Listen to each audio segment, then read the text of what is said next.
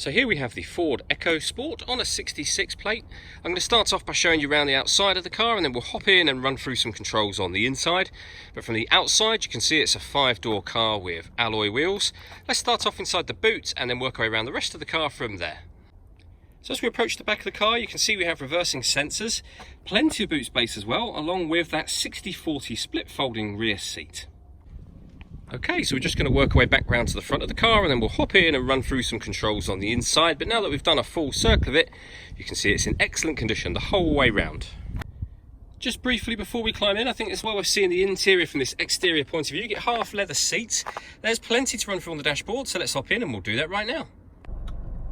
Okay, so now that we're inside the car, we're going to start with the dials. On the left-hand side, we have the rev counter, and on the right-hand side, the speedometer. At the bottom in the middle, we've got the fuel gauge, and above that, the total miles of this car, which are exactly 21,000. You can change information displayed there by pressing a button on the end of the indicator stalk for various different bits of trip computer information. Eventually, back round to the beginning again. If we back out to the steering wheel, on the left-hand side, we have stereo and phone controls, including voice activation for the phone. And on the right-hand side, we have cruise control. Over in the center is where you will pair your phone. So hit the phone button and then follow the instructions up on screen from there. We're not going to pair it for now, of course. When it comes to music, we have FM radio, as you can see, AM,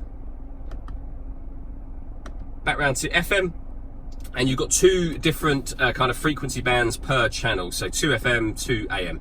If you want to listen to your own music, you can do that via the auxiliary input, the USB input. You can see that being displayed on screen now. And once you paired your phone, you'll also be able to stream music wirelessly via Bluetooth audio. And everything that I was just doing is done with these buttons here, basically.